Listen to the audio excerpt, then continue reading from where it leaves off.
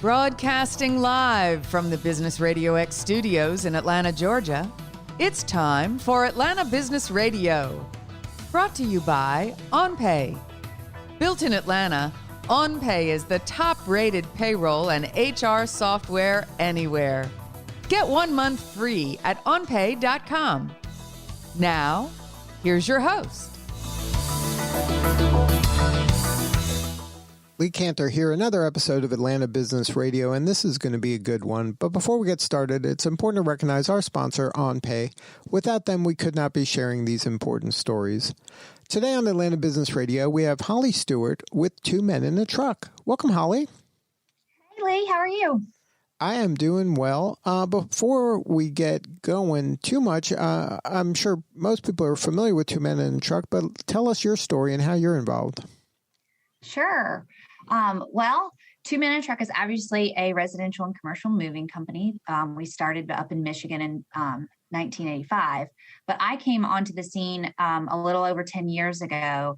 I actually was going to go back and get a graduate degree and figured maybe I shouldn't blow through all of my savings and go get a job. So I interviewed for a customer service representative position, and as timing would have it, a general manager position was open, and that's the job I was offered. I called my grad school and deferred my enrollment with full intention to still go back to do that, but fell in love with it. So was a general manager of a couple different Two Men in a Truck franchises. My franchise was owned by a multi-franchise unit owner, and so opportunities became available for me to promote up within the system, eventually running 10 locations here in Atlanta across 5 franchises.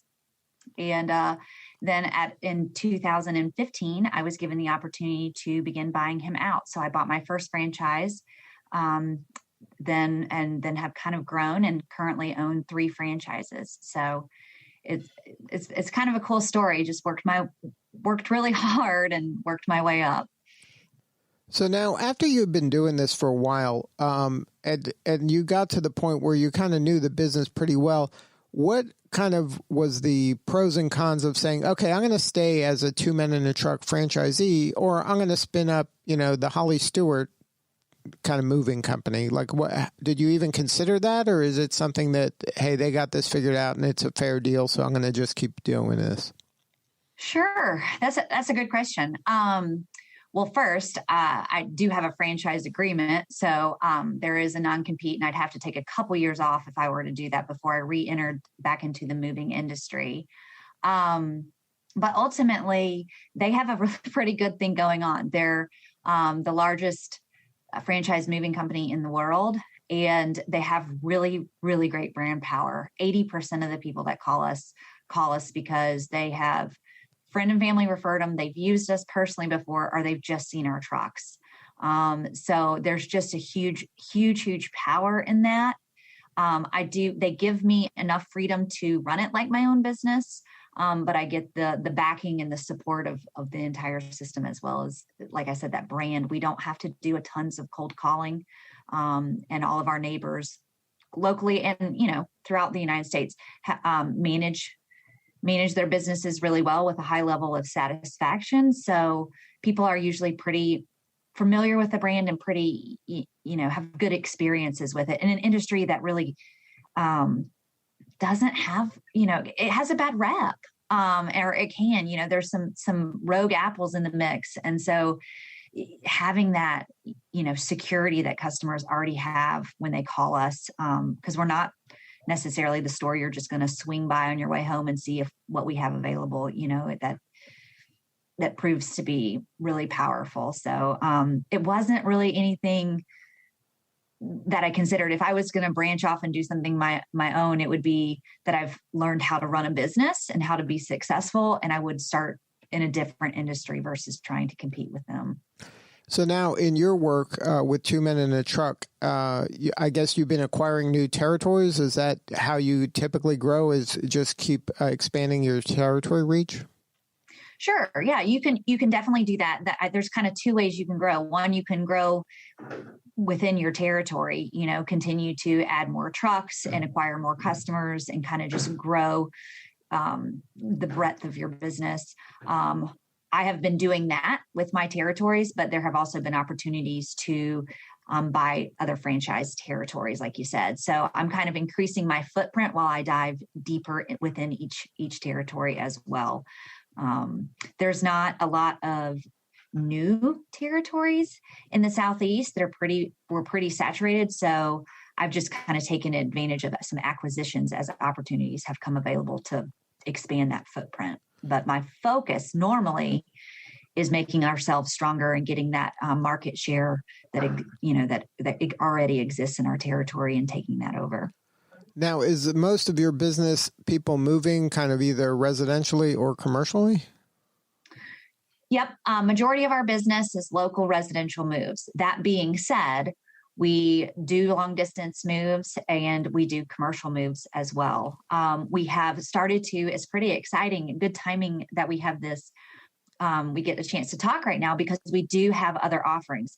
We've traditionally always had packing in boxes as well, which is another stream of revenue for us, but just another way to help the customer. Those are things they're going to need. And here recently, we've started adding crate shipping, which is another alternative than exclusive use expedited service. When you're going long distance, we can take everything and move small amount of stuff long distance for a cheaper rate, but still getting that high level service. So that's been exciting. And then the biggest thing that's the kind of really, really earth shattering, something totally different, but still fits the mold and works really well is our junk services. And I just brought in 3 new trucks to the area. And I know some of my other Atlanta franchisees are doing the same thing. So offering junk services as well, because a lot of times when you move, not only on the front side do you need the packing and boxes, but everything's not going from house A to house B. Or when you're moving your office, maybe there's furniture that needs to go to charity or go be junked, or maybe you're just renovating your office and need to get rid of the old stuff and you're not even moving, so sometimes it's not even, sometimes they're not even tied together. So those are some other ways that we kind of have, other revenue streams. So how does the junk removal work? Like, so I'm in my house, say I'm going to move and I got, I'm putting things in different piles, right? I got my pile of stuff I'm keeping that's going to make the move with me. I got maybe a big pile of stuff I'm going to donate to a charity, and then another pile of junk. So how do I call you guys, and then you take the 2 piles of junk and charity, and then you send some to the charity and some to the landfill, or how does that work? Exactly. We try to be green when we can. So, and if you have the request to give it to charity, that's something we definitely will comply with. Giving back to community is one of our core values as well. So yeah, you would just give us a call and we can have 2 services. We can come and just pick it up in your pile, if your pile's in your living room or, wherever, and take care of the junk exclusively. We actually have, like I said, kind of these dump trucks, kind of a more traditional to what you would see as a junk truck. And we can come get that stuff by itself. We have a curbside service where if say you're making those piles and you're like, I need to go ahead and get out. I don't even want to have people coming in and out of my house. We could come by and pick it up. We could schedule an afternoon and we'll just come take it for you and get rid of it. Or if you had, like you mentioned, those 3 piles, we could also come with, and schedule it all together. So a moving truck comes and takes the moving stuff and we coordinate that with you. We go ahead and get you to sign the paperwork and then we take care of, the other 2 piles.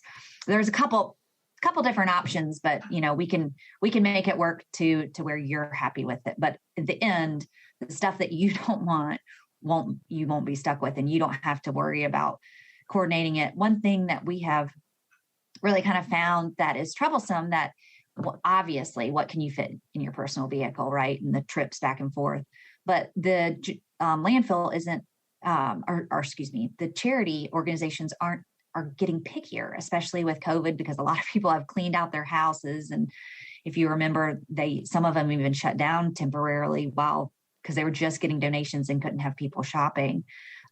So that's really tricky for you to have to navigate if you're not familiar with it. Things you think are going to go to Goodwill and then they're not. And then does a transfer station accept it, or do you need to go to the landfill? All that stuff is just stuff that you don't need to be burdened with.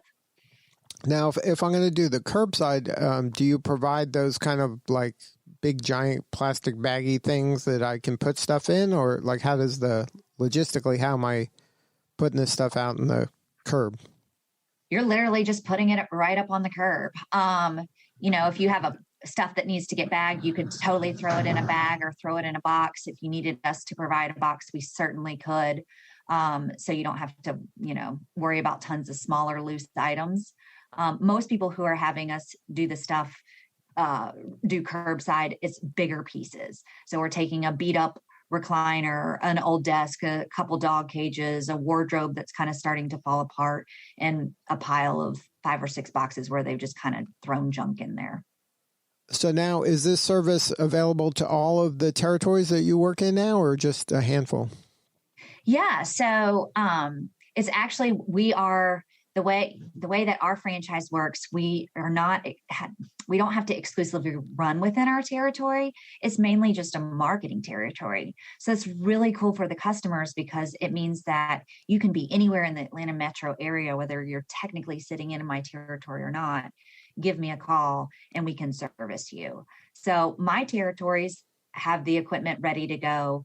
Some of my neighboring territories do as well. If you're not in those, that shouldn't stop you. We can still come out there and get you taken care of. So territory lines is something that I, as a business owner, deal and think in, but the consumers don't have to think about that at all. So if you are interested, you would literally just pick up your phone, call the closest 2 men in a truck and say, do you offer junk? And if they say no, then say, well, can you tell me someone who does? Because I have some junk here and want 2 men in a truck to help me with it. And most of us, if not all of us, I know in moving, we can't do it because we're regulated. In junk, it's a little different. But the price isn't going to be dramatically different, which franchise you're calling in regards to how far you are away. So that's something that customers don't always understand, that we're going to come out and provide the service. It doesn't necessarily depend how far away we are from each other. So now, did the pandemic affecting kind of the rhythm of moving, or did people move in and around the same kind of rhythm that they did historically? It's so funny you mentioned the word rhythm, because we were definitely affected by the pandemic, and the rhythm is what was most affected. We are very seasonal. So we start to ramp up in the spring. We're high busy in the summer, when everybody's out of school and has the ability to move, get out there and enjoy the warm weather, the long days, shop for your house. And then our slow season is obviously the winter. So we were coming out of our slow season, getting ready to ramp up and staff and get ready so we were well equipped to handle the busy season. And then the pandemic hit. So then it slowed down kind of our normal bell curve of revenue, but it also slowed down and really put a kink in our hiring rhythm. So we could hire quickly, but with enough time to make sure that we were giving the new staff the appropriate training and safety and all those things. And then if you remember, everyone sort of froze for a while, and then was kind of like, actually, we're going to have to get out and get moving. And moving was, it's an essential business. It was deemed essential. And some people, had to move. So we sort of really took this big dip for a slowdown. And then the customers were right back. And they were right back during our busy season. But like you said, our rhythm had been messed up as far as staffing. So it sort of flattened our curve that we normally see. But then it extended it because people are working from home. So they didn't have to take as much time off. Being home to coordinate a move or some other home services or even a junk service wasn't as big of a deal as it was when, you were having to, get back up to, Kennesaw when you work downtown or something like that. That'd be a big ordeal. But if you're working from home, it's not. So not only did it flatten it in the summer, it sort of extended it. It extended it through the fall through the fall and into the winter. So it's not our normal rhythm. It's not our normal curves that we're used to, but it's been kind of interesting and fun to adjust to. Now, tell us a little bit about the Movers for Moms campaign that you do around Mother's Day. Oh Yeah, so that's coming up. It's pretty cool. Like I said before, our one of our core values is giving back to the community. It's how we were started. We were actually started by a single mother back, like I said, in 1985, and we came up with this Movers for Moms initiative that's been running, I think, about 10 years or even more. And so around Mother's Day in April and May, we partner with local shelters where mothers are living, mothers and normally their children. And, we're thinking about, man, am I going to get pretty flowers or a nice lunch? What's going to happen on Mother's Day? And these women are just focusing on surviving. And so we partner with shelters. We go and we find local donation sites all throughout the city and set up our boxes with big purple flyers and all this kind of stuff. And we collect basic household good needs, basic hygiene, shampoos, conditioners, all the things that they would need to make them, that the shelter needs to give them those kind of household items. And then we coordinate the delivery with Mother's Day to make it something special and to make sure that they're seen.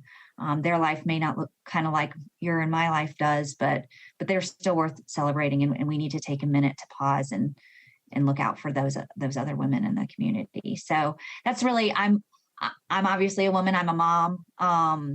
And so, this is near and dear to my heart. And I love that our company does this. Well, Holly, thank you so much for the work that you do. It's important work and we appreciate you. If somebody wants to learn more, if they have a move or if they have junk or, pretty much anything where 2 men in a truck would be the answer, what is the website and the best way to get a hold of you or somebody on your team? Sure. You can call any of our offices. Probably the easiest way these days is to just hop online, go on to 2meninatruck.com. You can plug in your zip code and it'll show you the closest 2 men in a truck to you. Give us a call.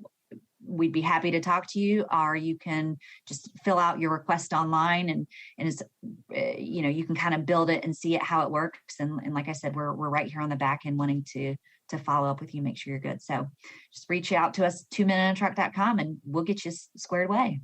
Well, Holly, thank you so much for sharing your story today. Sure. Thank you. All right. This is Lee Cantor. We'll see you all next time on Atlanta Business Radio. And remember, this work could not be done without the support of our sponsor, OnPay. Please support them so we can continue to share these important stories.